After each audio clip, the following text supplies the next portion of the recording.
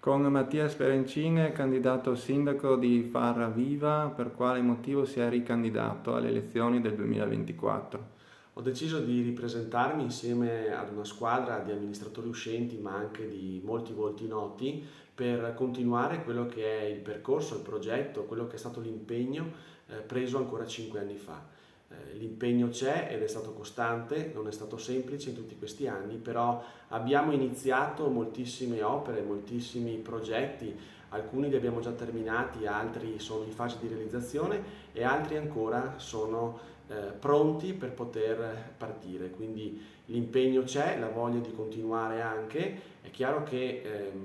ci metteremo tutto al nostro meglio per continuare a tenere in alto il nome di Farra di Soligo e a continuare a portare avanti quelle che sono tutte le progettualità che abbiamo impostato in questi anni. A proposito di progettualità, se dovesse elencare gli obiettivi più importanti del suo programma elettorale, quali sono? Beh, sicuramente l'impegno nei confronti del sociale, quello c'è e c'è sempre stato e ci sarà. Continueremo a sostenere le giovani coppie, le progettualità legate ai nuclei più fragili, agli anziani.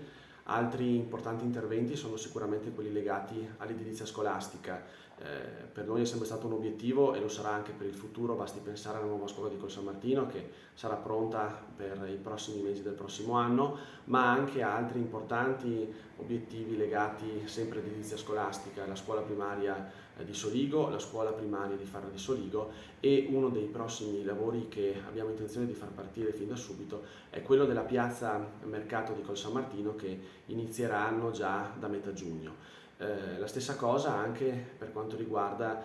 tutto quanto l'aspetto della viabilità, il centro storico di Col San Martino, il centro e l'area di riqualificazione del retro del municipio di Farra di Soligo e moltissime altre progettualità richieste da tempo per la quale insomma ci impegneremo e lavoreremo per risolverle.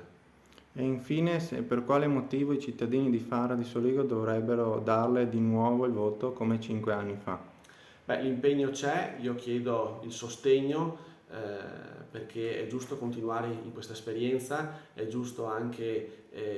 ridarci la fiducia che ci è stata data proprio per l'impegno che c'è stato in questi anni. Noi ce la metteremo tutta, è vero che avremmo magari potuto fare di più, avremmo potuto magari fare anche meglio, però l'impegno c'è stato e amministrare una macchina pubblica così come è stato il comune di Farra di Soligo non è stato sicuramente semplice in questi anni. Le progettualità ci sono, andiamo in continuità, continuiamo a far crescere Farra di Soligo, l'impegno di Farra Viva c'è, di questo candidato anche, così come di tutti quei 12